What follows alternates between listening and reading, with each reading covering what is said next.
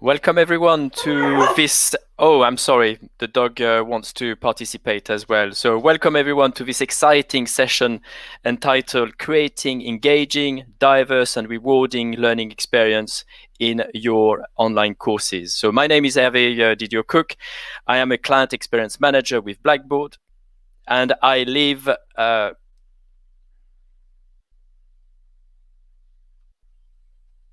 okay. So my name is Hervé Didier-Cook, and I'm a Client Experience Manager with Blackboard. I live in the UK, in Southwest London, not far from Southampton, where our two speakers are based. So it gives me great pleasure to support this session. The University of Southampton is a top research-intensive university with innovation in its DNA. I guess you've all heard about Southampton. Two famous ships have left Southampton a while ago. So tell us in the chat the name of these two boats. And I really hope that our colleagues in the state know the name of these boats. So as a moderator, we'll be collecting your comments and a question in the chat. So I'll put these through to our speakers. So now let me introduce you to our two speakers today, two educators, two teachers.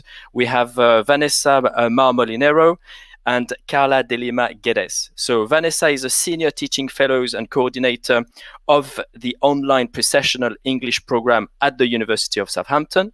Over the last 40 years, she has specialized in innovation in digital literacy for education and learner autonomy. She is particularly interested in the interaction between cultural theories and the advancements of learner autonomy pedagogy, having studied an MA in transnational studies. She has published and given many conference papers and training sessions on these topics. We have also Carla de Lima Guerrez. Carla has been a senior teaching fellow in the Academic Center for International Students for the last 10 years, and she's a PhD researcher in the Web Science Institute, both at the University of Southampton. Her research looks at processional stakeholders' experience with and attitudes towards online language education.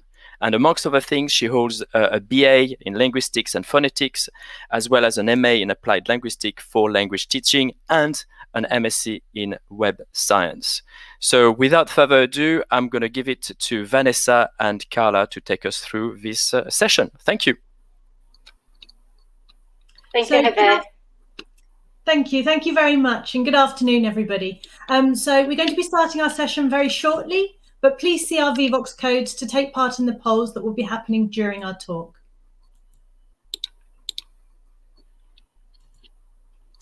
So again, thank you for inviting us. And I am Vanessa Molinero. And I'm Carla de Lima Guerrez. And today we'll be sharing our experiences on how to create engaging, diverse and rewarding learning experiences in online courses. So Vanessa and I have been responsible for creating courses and overseeing other staff, as well as teaching throughout the pandemic. In our talk today, we also have included videos from some of the tutors who have worked with us in the courses, Kasia and Bill. And for Bill, it was actually his first time teaching online. So the focus of the talk today will be about lessons learned from our experiences developing online courses at the University of Southampton in the sunny UK. Whilst being involved in the design and delivery of online courses, we focused on using various tools in Blackboard and in some instances embedding further software, all of which is aimed at creating engaging, diverse teaching and learning spaces and combining methods, techniques and tools to encourage instructors to create engaging, rewarding learning experiences for their students. We have been working with research in the academic field, data from completed courses from all over the year, and feedback and stuff from students. But none of the elements we want to share with you today are content specific, and they have been made possible using Blackboard Learn. So before we get into the main section of our talk, we want to get you involved and ask you to join us on Vvox. The code's in the chat, hopefully it's there, let me know. And put a thumbs up or an OK in the chat when you're ready to go. So that's great. So what we want you to do is, in one word, please write what engagement means to you. I'll start the timer in a minute, and once you've answered and the timer is finished, the answers will appear in a word cloud on this page with the most words used appearing in really large letters. So ready? I'm going to start the timer now. So Vanessa has started the timer now, but whilst you're engaging with the poll, I'd like to highlight that we also have a Padlet link showing in the chat for everyone to get involved during the talk today or after the presentation as well. You can contact us via the Padlet wall, and in our Padlet wall we have information how we have developed the courses, extra video files, feedback and tips, and a bunch of other things that we were not able to include in the presentation today. So that was all very short, but this is just a taster. And it's always interesting to hear how many different people from different educational cultures across the world define the term engagement. So we've got things coming up such as participation, interaction, investment. That's a really interesting one. Active, obviously, and that's something we're going to come on to talk about. So how would we define engagement? That's going to be key to our talk. Many ways here you've written on Vivox and various aspects highlighted in the literature. So we focused on 4 key pillars, which we're going to go into more in the main section of our talk. And you'll be able to see this, this word cloud available on our Padlet wall later. But first, why did we focus on student engagement as the primary focus of our course development? Research in recent years has pointed towards a link between student satisfaction in their learning experiences, how the students perceived their learning, and subsequently how students engaged with their learning. So the research shows the area of self-efficacy in online learning, learner content interaction, active learning, learner instruction interaction as key for student engagement. And these are the areas that we concentrated on in our courses. So starting with self-efficacy in online learning and learner content interaction, what do we mean by these terms? Well, self-efficacy in this case refers to the student's level of confidence and their ability to use and interact with technology and to engage or take part actively in an online learning environment. Although students have varying levels of confidence with computers, internet and online learning, supporting students to increase their levels of self-efficacy online, regardless of their starting point, has shown really to correlate with students' perceived level of satisfaction and their engagement. And learner content interaction is about the learner elaborating or reflecting with the content from the course. So the research shows that if students have a higher level of confidence at the start of the course, there's not only a higher student satisfaction, but also a higher perceived learning amongst the students.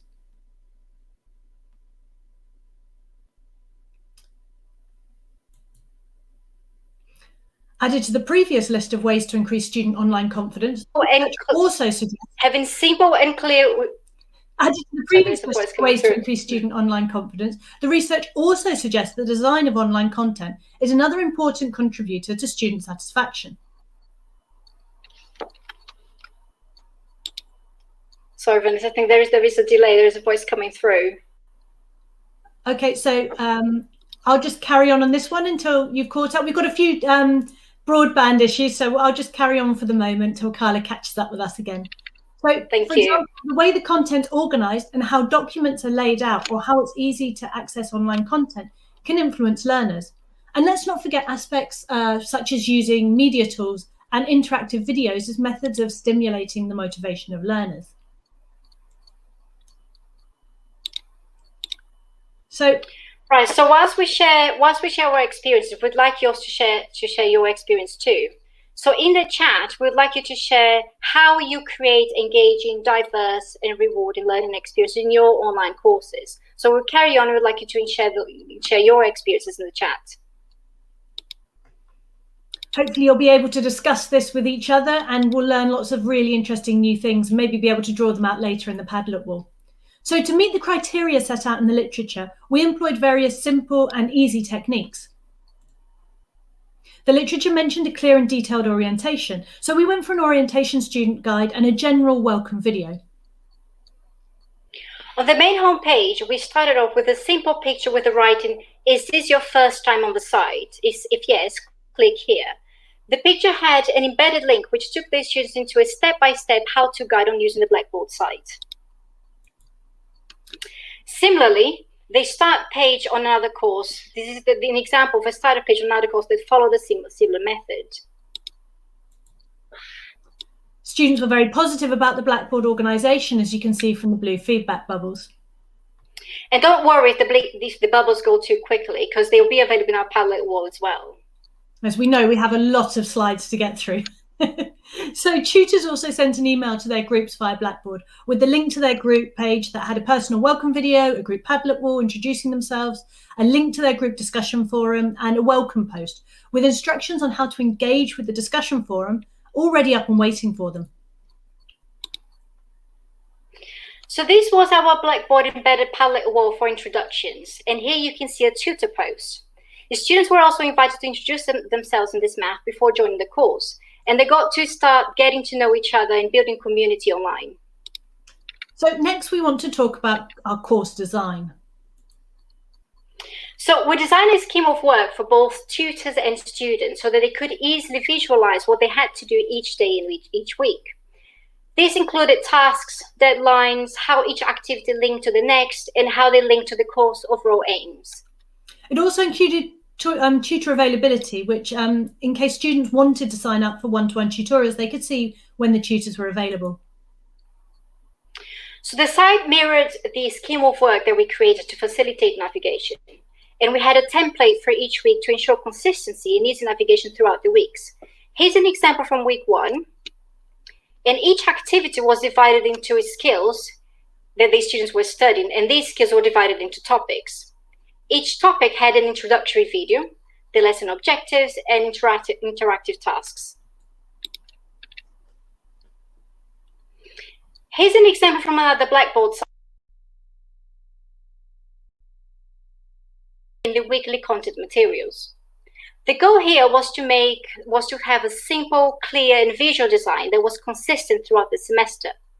The content was organized in manageable segments. So every week starts with the week objectives, followed by an interactive activity the students had to engage with, and then after that, they would contribute to a Padlet wall. Each task would feed to the next, and they had instructions and steps labeled. It's easier for students to follow the course and engage if we make use of a narrative that allows students to know what they need to do, when and why, and how each task links to the next, and how it's part of the overall story. So we designed narratives with steps students would go through each week. For example, first do these activities, and then watch these videos, and then use what you have learned to contribute to the discussion board, and then bring your notes to the discussion in the live class. So this structure allowed students to follow the content, be self-guided. Here's another example, because once you have the backbones of the course learning structure, you can build a step-by-step narrative that allows students to follow the path you have designed for them, and further paths that based on maybe suggested reading, tasks, and links, and etc. Moving on to support students who had weaker IT skills, other techniques were continued throughout the course. These were scaffolded methods such as the regular monitoring of students' participation, which aimed at supporting students and helping them to engage in the course. This allowed tutors to either offer immediate support or adapt their teaching and offer extra encouragement to specific students. So we're going to watch a video with Kasia, one of our tutors, and whilst the video is playing, would like you to use the chat again. So would you like you to use numbers from 1 to 5 or emojis to express how confident you felt about technology or about your technology skills when you first started teaching online and engaging online? Please carry on using the chat. My early challenges were probably typical, universal. Many colleagues could relate to those. Some students were reticent to turn on their web cameras. Asking questions typically meant being met with 20-30 seconds of silence. But students were ready to connect with their web cameras on individual sessions. And to keep things moving, I started using active language and more questions requiring 1-2 word answers, which could be typed in the chat box.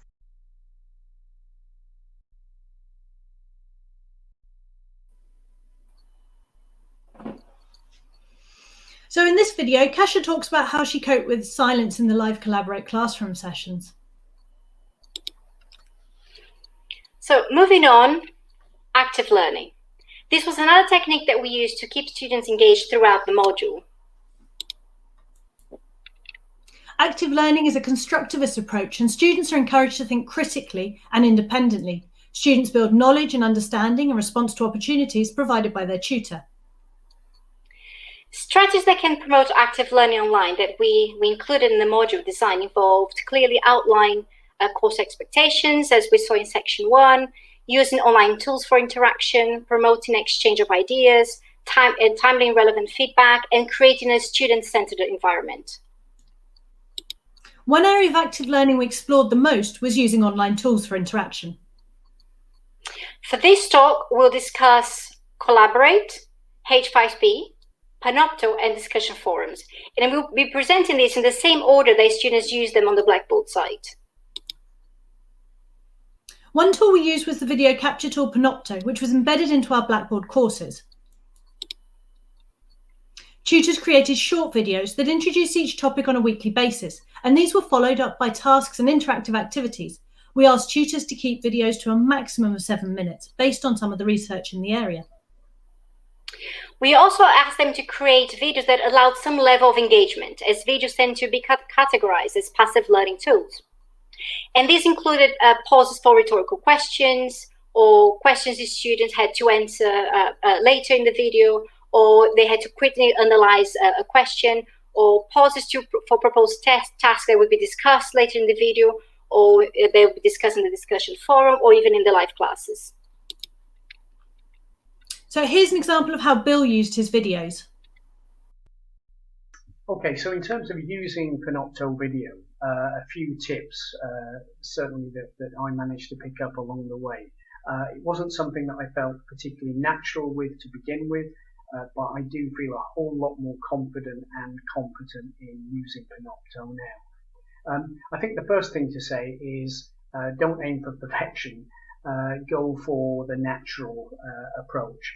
So we will have false starts. There will be times when you need to scratch your head or think of what you're going to say.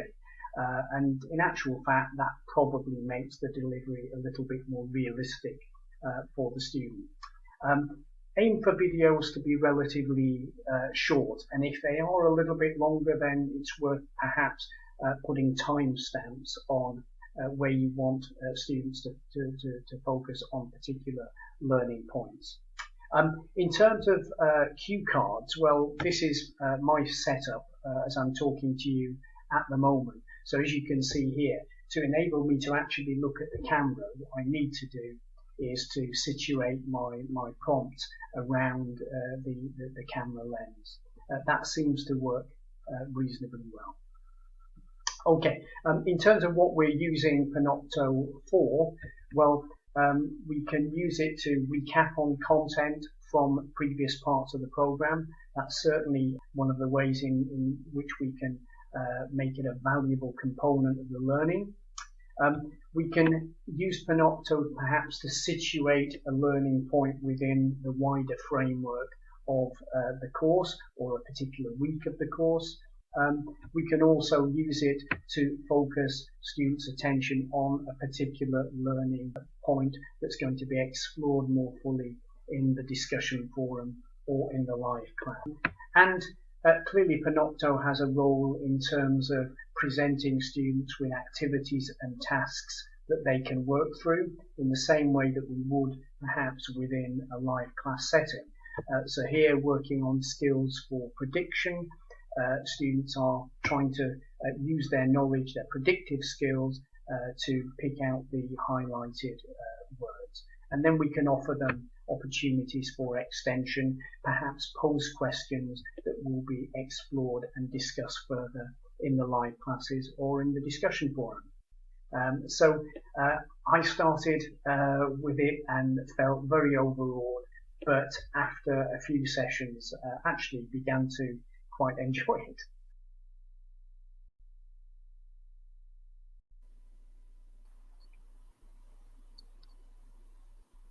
Okay, so next we use H5P interactive exercise for some of the asynchronous learning.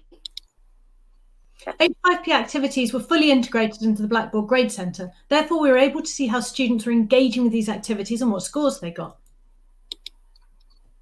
Here are two examples of what the H5P activities look like on Blackboard.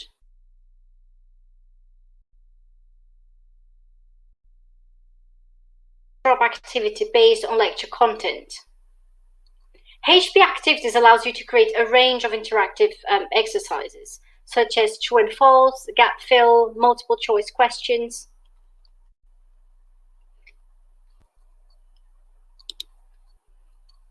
And now we're going to see another example of a H5P.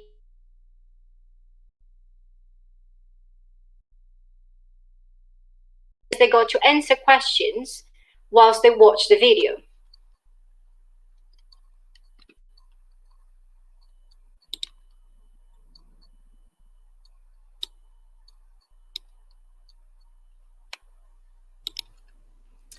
So the Blackboard discussion forums were used for asynchronous and as a follow-up activity from the videos.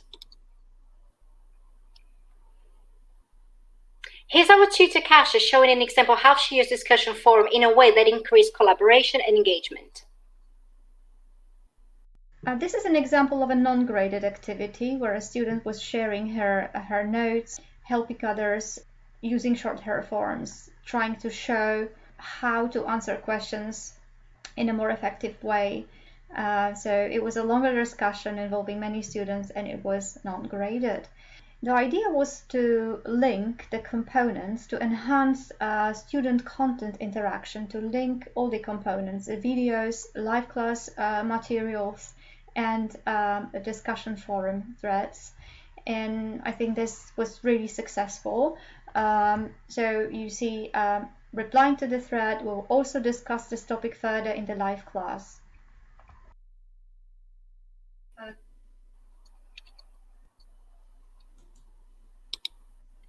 Well, Blackboard Collaborate was our main platform for synchronous sessions. Collaborate was used for engagement, not lectures, and they focus on getting students to put into practice what they'd learned asynchronously, discussing content or dealing with the questions.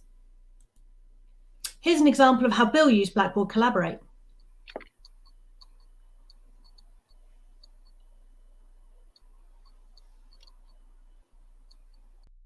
So live classes offered a variety of learning opportunities that could engage with content in different ways.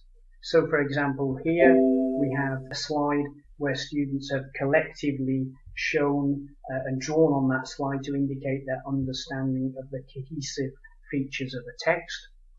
In this example here, we have notes which students might have uploaded there and talked through with their classmates. I think it's also worth bearing in mind that depending on the number of participants within a group, you might have to ask them to switch their microphones off. And it's quite strange actually talking to what is effectively an empty room in that case. So be prepared to nominate particular students to respond to certain questions. Finally, remember that live classes can be recorded. So students who need to recap, need to go back and review content can do so.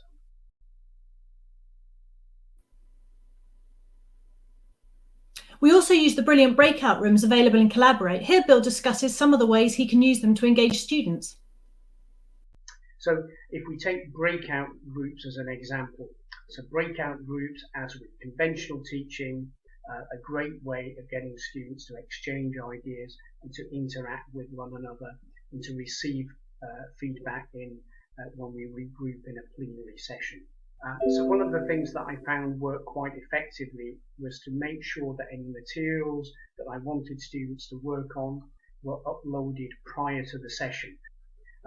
I would also typically assign an exchange roles between students. So the groupings that we have here may be for a particular day or for a particular week. And then I would typically nominate certain students to do certain things. So they may start the meeting off, they may manage the meeting, act as timekeepers or reporters.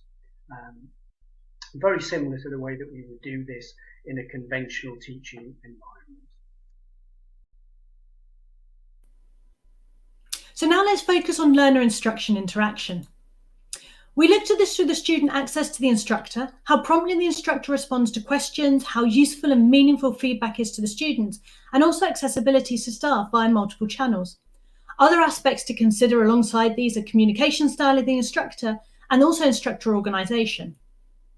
So in this video, Kasia discusses her role as a tutor. I learned to be flexible, but by flexibility, I do not mean being present all the time. I mean carefully designing the learning process, planning, adapting classes and tasks to meet the students' learning needs, giving yourself time to see what works and what doesn't work with a group, and allowing the students to work at their own pace. For the whole duration of the course, I felt that instructor presence was very important. Students wanted to know that someone on the other end was paying attention, and there was always So organisation and communication also impacts on the area of successful learner-instructor interaction. And Bill passed on some tips for this that are included on screen. We'll also show these on our Padlet wall so that you'll be able to see them later. An aspect that Carla and myself knew would be really key to successful courses was a need for a positivity and friendliness from all our instructions. Even the research shows that the teacher makes a massive difference to the enthusiasm of the student when they're online learning. So we have a video which you can go online and see, and this will be available on our Padlet wall, all about Bill talking about his enthusiasm and his positive disposition. It's a lovely video, so please do have a look at it. So what we thought with the timing and consistency of the interactions between instructors and students plays a really important role in student engagement, being regular and constructive interactions, and also they help to form deep learning and to encourage a lot of critical thinking. For example, one academic paper suggests that creating constructive, timely and authentic feedback and avoiding superficial interactions will encourage more critical thinking methods to be employed by the students, whilst another suggests with key techniques such as elaboration, encouraging comments and perspective widening comments will encourage clear goals for the students. And another study showed that feedback interactions that were timely and authentic with positive encouragement equated to a higher perceived level of self-efficacy amongst the students. And this is really essential, especially when teaching online. Again, we'd have another video that you'll be able to go on and see online. And this is Kasia giving tips on the way in which she delivered feedback during the courses. So please do log on and have a look at it. So finally, we'd like to move on to our experiences and lessons learned. And in this, we want to test you and we want to see if we kept you engaged. Now, we know we've had a few technical errors. Carla's only down the road from me, but we've actually lost her completely this time, poor Carla. She's with us through WhatsApp and keeping in touch with us. But we want you to write in the text to name one thing from our talk, hopefully that you've taken away that the research suggests can engage students online.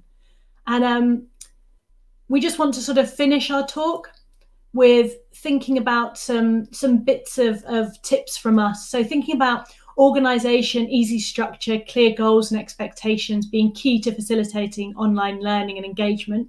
To think about remembering that you're a teacher and much of the pedagogy is transferable and adaptable that you already know and are doing. And to recognise online learning as being really unique. It's not the poorer version of a face-to-face teaching. It's a unique way of doing things. So have a clear idea of what you want and what your students want to achieve and how they're going to get there.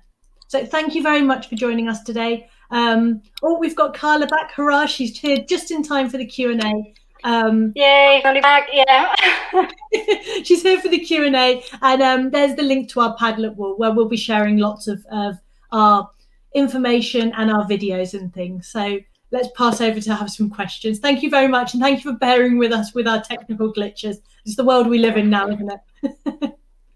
Yeah, thank you. Thank you so much, Vanessa. Thank you so much, Carla. Really, really interesting session. The chat was bombed, and what was amazing is that our participants were answering one another questions. So we can have a cup of tea now. We can just let our audience, our participants discuss. No, really, really interesting. Lots of comments in the chat. The participants were really aligned. When you were mentioning all these activities, things were shooting. So really, really good. One minor question I couldn't answer. Lots of interest about H5P. Oh, it's wonderful. And yeah, you like and the participant, lots of participants saying, yeah, this is great, this is good, this works with Blackboard Ultra, which is our new or latest LMS or VLE. Do you know if with H5P the result, do they go to the grade book? We go into that level of detail. Yes, they do. That is absolutely fabulous. So for our courses, it was completely essential for our tutors to be able to see and keep up with what the students were doing. So we really didn't want to have substantive assignments. We didn't want to be grading students all the time. We wanted to see through the H5P exercises that they were following, that they were learning, that they were taking part, and that they were able to reflect on what they were doing. So we used H5P in the Grade Centre so the students could see how they were progressing, but more importantly, how the staff could see what the students were struggling with and able to react. So the Grade Centre showed everything, and it really showed a progressive journey. We used reports. It was wonderful. It's an absolutely fantastic tool, integrates brilliantly with Blackboard. We were super pleased with it. I don't know whether, Carla, you want to add anything to that? Yeah, no, I think you've said it all. It just works really well. And if you don't have H5P in your institution, you want to have a go at using the free version, you can do that as well. It doesn't integrate. You can't see it with the Grade Centre, but if you want to just have it go and try some of the exercise, you can use the free version to start with. That's brilliant. One of the participants is talking about learning design. Do you use a learning design approach, or are you planning to use one? I mean, in Europe we have one. I'm very fond, which is the ABC learning design. I don't know, if you're familiar with this approach. This is not the only one. There are lots of them. So, Carla, do you want me to lead on this? You happy? Yes, please. Yeah, go on. What's interesting, and it's actually a watch this space, is we've been working through certain learning designs, but we're actually beginning to develop our own learning design. It's a hybrid version that we're hoping to be able to do some more talks over the summer into September on, that we want to introduce into Southampton in the humanities, and especially to support pre-sessional students.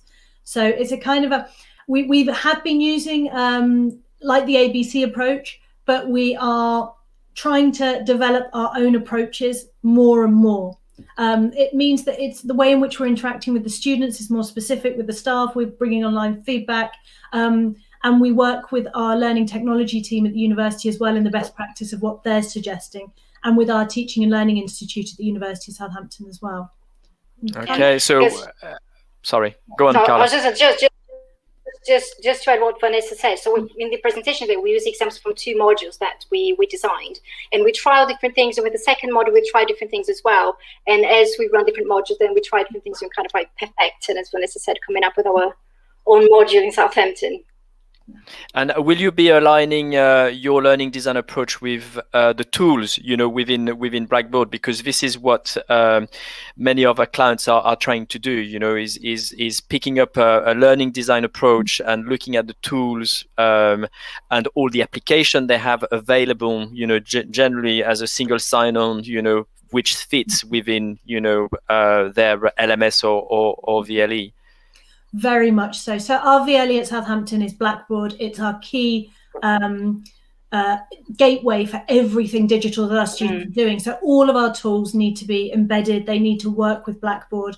And very much so. Everything comes through Blackboard. So it will be all the tools that we're getting students to engage with. We also, it's one of the tips that we actually took out is how essential it is to have institutional support, technology support for the tools we're using. So although there are free versions and we go and we play with them, we then want things to be able to be supported by our institution and actually available for us to use. Otherwise you end up in a rabbit warren of no support and something goes wrong and the students so everything needs to be integrated with Blackboard, but also supported by our institution. So that's what we're working with and why it's so specific to what we're doing and what our students need and what our staff need. Sorry, Carla, you're going. I'll say probably the best thing is to check with, in your institution what you've got available already. So you can start working with the tools that you've got available in your institution that can be embedded into Blackboard. Yeah, no, it's a good point. I just remember my days as an educator or as an academics, and be very excited with, a particular tool. And then, of course, comes the question of the integration, the access, the data, the privacy, etc., etc. I know that some institution, we are all big fans of Padlet, but some institutions are not ready to support it because it's not accessible. Yes. So and it's a shame, because you can get lots of academics passionate about a tool, and then often you have got to say no. It's not defined as accessible. So it's a real it's a tough one. That's why we only used on these courses Padlet primarily for the first course in terms of accessibility as an introductory way, as just a look at this, stick a photo, come and see, because it wasn't something pedagogical in terms of actually assessing and the teaching and learning forum. It was more about getting students comfortable with what they wanted to do. So, but it's very important points that you've raised there. Thank you. I'm checking the chat. One last question. If we got anyone in the chat, I might have missed out a question or a comment. So please, for our participant, we got a few minutes left. I know that for some of us, it has been already a long day because it's already the afternoon in the UK. It can be very early where you are. But I'm just checking, because sometimes we miss out any comments in the chat. I think no question. I think this has been a great session. I think I'm going to wrap it up. So Carla, Vanessa, thank you so much. Keep us informed, in touch with, if you're developing and ready to share your learning design approach, based for your research.